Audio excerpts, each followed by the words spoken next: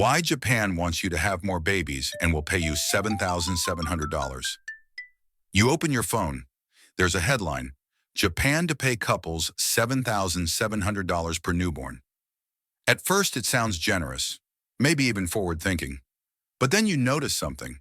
This isn't the first time. It's the 12th. 12 different versions of the same policy, spread across 30 years, all of them offering money, none of them working. The birth rate kept falling anyway. So the question isn't why Japan is doing this. The question is why it isn't working. And the answer has nothing to do with the amount of money. It has to do with a system built for a world that no longer exists. A system designed around one quiet assumption: that families would keep growing. When they stopped, the system didn't collapse. It just started eating itself, very slowly. So slowly that most people didn't notice the shift until the effects were already built into their everyday lives. To understand why $7,700 won't fix this, we need to go back. Back to when Japan was building one of the richest economies in Asia, and the invisible foundation that made it all possible. In the 1950s, Japan made a deal, not a written contract, more like an unspoken agreement between workers, companies, and the state. You work for a company your entire life. The company takes care of you. Your salary rises with age, not performance. The system was called lifetime employment. In Japanese, shushin koyo. Pair that with seniority-based wages, nenko joretsu, and you had a structure. Show up, stay loyal, retire with a pension. It was stable, predictable, safe. But here's what most people don't notice. This system only works if each generation is bigger than the last. More young workers paying into the pension fund. More consumers buying homes, cars, appliances.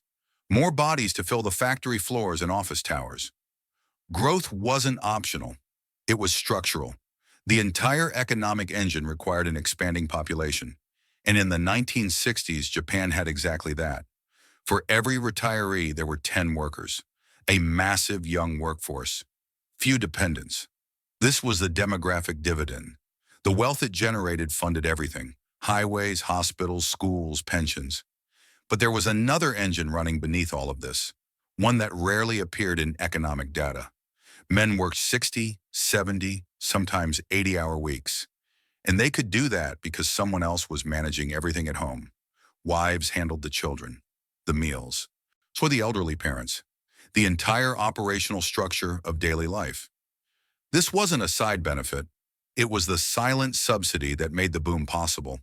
Unpaid female labor allowed the system to extract maximum output from male workers without the system ever having to account for the cost.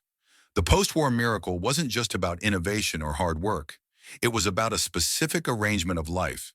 And that arrangement assumed something that seemed obvious at the time: that people would keep having children, that families would stay large, that the base of the pyramid would always be wider than the top.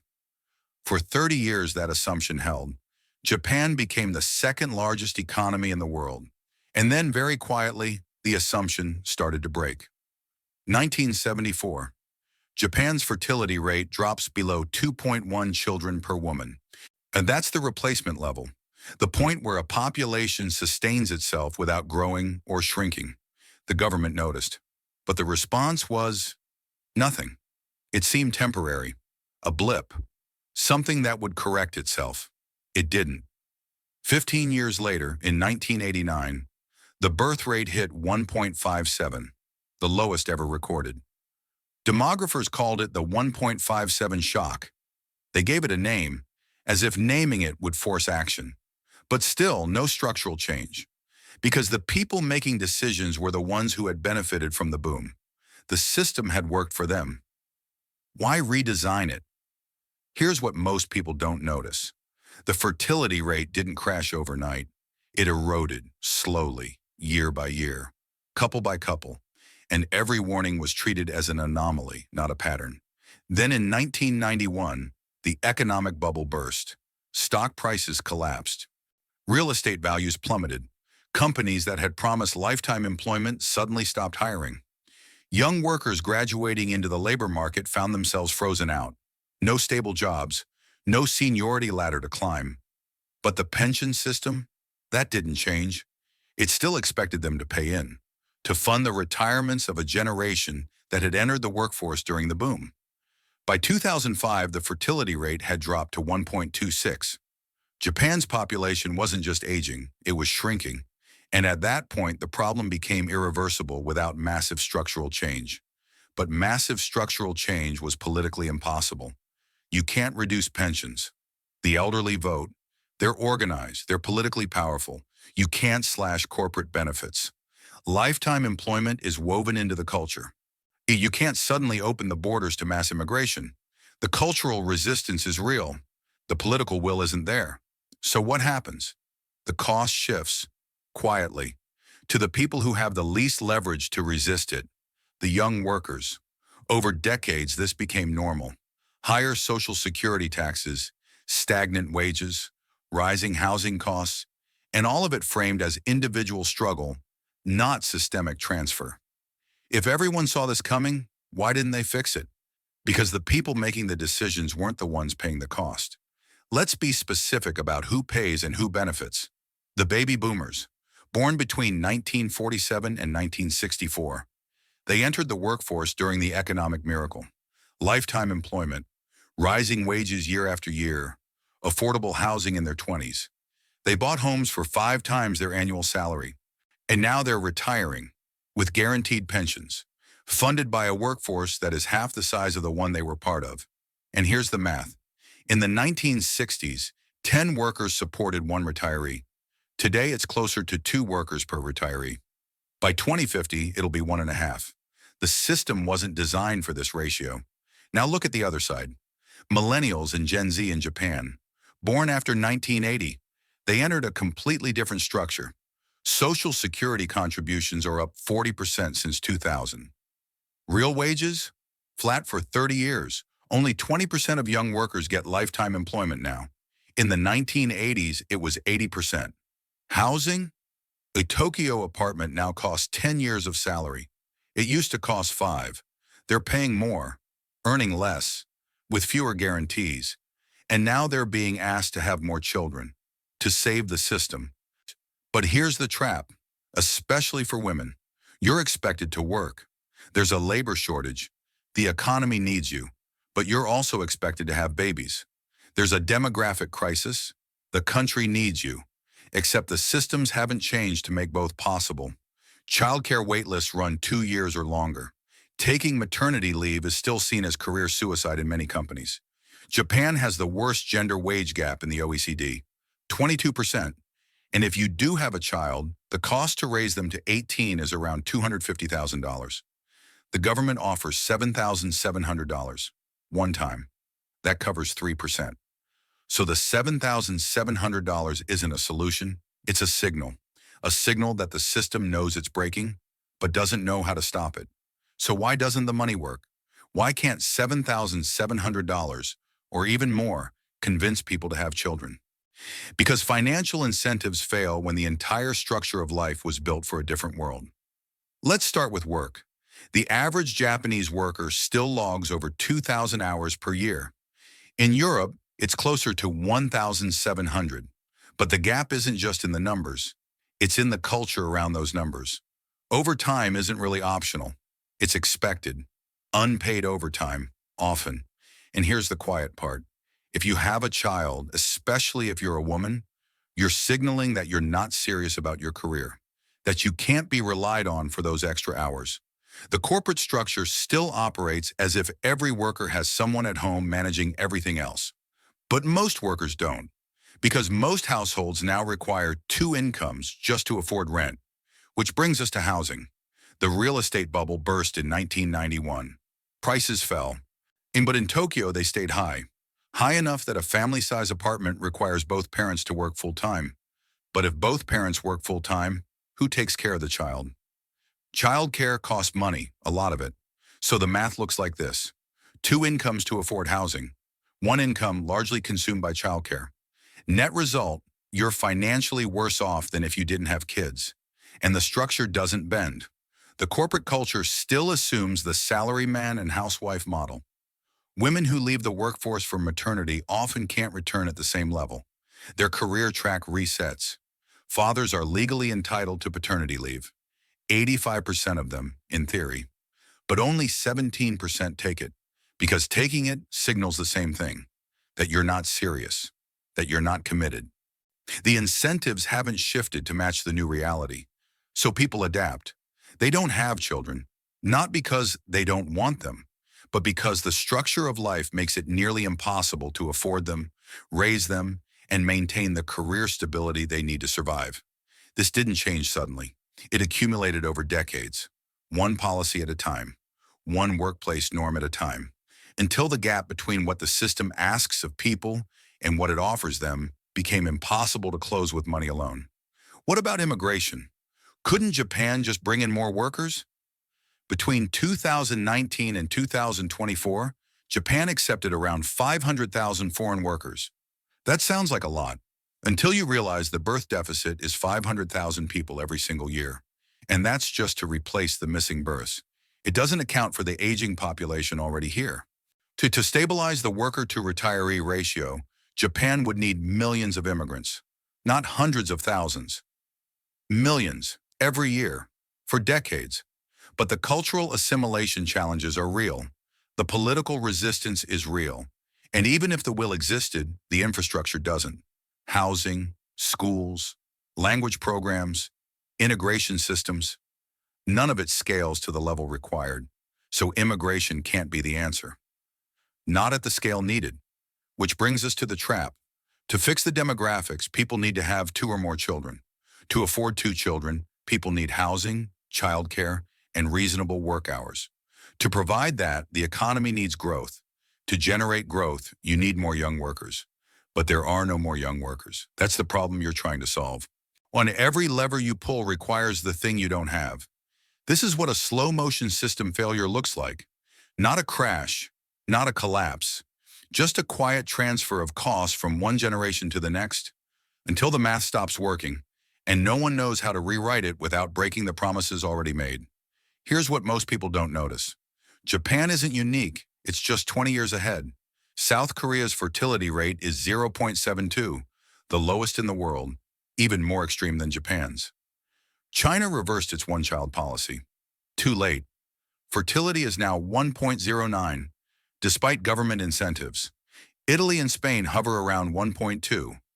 They're facing the same pension crisis, the same youth exodus from rural areas, the same generational wealth transfer. Even the United States dropped below replacement level for the first time in recorded history. 1.62 children per woman. Every developed economy built its systems on the same assumption, that the population would keep growing. Pension systems operate like pyramid schemes. They need more people at the bottom than at the top. Economic growth models assume an expanding consumer base, more buyers, more workers, more demand. When the population starts shrinking, all of these assumptions break at once. And here's the uncomfortable part. No country has reversed a fertility decline once it drops below 1.5. Not one. Not with cash payments. Not with childcare expansion. Not with policy reform. The incentives are too locked in. The structure's too rigid. No country has scaled immigration enough to fully compensate. And no country has restructured its economy to function under permanent population decline. Japan has become the test case. The experiment the rest of the world is watching, because they've tried everything. 12 versions of cash payments since the 1990s. Massive childcare expansion. Still not enough slots. Work hour reforms. Still culturally resisted. Limited immigration programs. Still politically constrained. None of it has moved the fertility rate above 1.4. Not because the policies were poorly designed, but because the policies were trying to fix a system that was never designed to be fixed. It was designed to grow. And when growth stopped, the system didn't have a reverse gear. So what happens next? No one knows. This is the first time in modern history that rich countries are getting older and smaller at the same time. We don't have a precedent. We don't have a model that works. Why, we just have countries taking turns trying different versions of the same interventions and watching them fail in slightly different ways. Japan's timeline is becoming everyone's timeline, just delayed by a decade or two. The same structural trap, the same impossible math, The same quiet realization that the systems we built for growth don't know how to operate in reverse. So we returned to Japan. And the $7,700 payment, it's not a solution. It's a reminder. A reminder that the old system doesn't fit the new reality. The system that made Japan rich was built on one assumption, that families would keep growing, that each generation would be larger than the one before it, that the pyramid would always be widest at the bottom. When people stopped having children, the designers of the system couldn't have predicted it. They built for expansion, for growth, for more. And the people inheriting the system today didn't create the problem. They were born into it. But the math is the math. Fewer workers, more retirees, same promises. The cost of keeping those promises falls somewhere, and it falls quietly.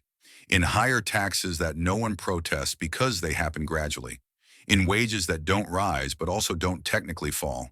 In housing costs that make family formation feel like a luxury, not a milestone. Over time, this became normal. People stopped asking why it was hard. They just accepted that it was. And the payment, $7,700, sits in the middle of all this. A gesture toward fixing something that can't be fixed with gestures. Because the structure hasn't changed, the work hours, the housing costs, the corporate culture, the gender expectations. Why the pension obligations? All of it still operates as if the world of 1965 is coming back. But it's not. And no one has figured out what the new system should be. Not Japan, not South Korea, not China, not Europe. They're all running variations of the same experiment, trying to make a growth-based system work in a shrinking population. And so far, none of them have found the answer. You open your phone again. Another headline. Another country offering payments for babies. Another version of the same policy. And you start to see the pattern. Not because any single country is doing something wrong, but because they're all trying to solve the same structural problem with the same tools. Money, incentives, payments. As if the issue was just a matter of affordability, but affordability is downstream. It's a symptom. The real issue is that entire economies were architected for a world where populations expanded forever, where each generation paid for the last, where growth was guaranteed. And when that stopped, the architecture didn't change. It just started transferring the weight. From those who built the system to those who inherited it. From those with political power to those without it. From those who could afford to wait to those who couldn't. This isn't about blame. The people who designed Japan's post-war economy were solving the problems in front of them. They built something that worked for decades. And the people living through the consequences now didn't choose the structure. They were born into it. But the cost is real, and it's being paid. One generation at a time. Japan's experiment is the world's preview. A slow, quiet unraveling of assumptions that seem permanent. And the $7,700? It's not a fix. It's a marker. A reminder that the system that made Japan rich assumed one thing, that families would keep growing. When they stopped, no one knew how to rewrite the rules. And now the cost of that assumption is being paid, one generation at a time. You open your phone again. Another headline. Another country offering payments for babies. Another version of the same policy. And you start to see the pattern. Not because any single country is doing something wrong, but because they're all trying to solve the same structural problem with the same tools. Money, incentives, payments. As if the issue was just a matter of affordability. But affordability is downstream. It's a symptom. And the real issue is that entire economies were architected for a world where populations expanded forever, where each generation paid for the last, where growth was guaranteed. And when that stopped, the architecture didn't change. It just started transferring the weight. From those who built the system to those who inherited it, from those with political power to those without it, from those who could afford to wait to those who couldn't. This isn't about blame.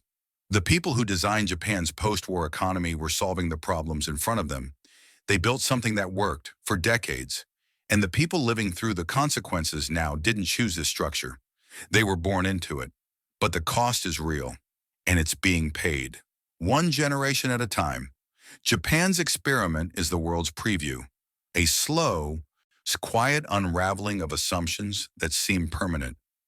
And the $7,700? It's not a fix. It's a marker. A reminder that the system that made Japan rich assumed one thing, that families would keep growing. When they stopped, no one knew how to rewrite the rules. And now the cost of that assumption is being paid, one generation at a time.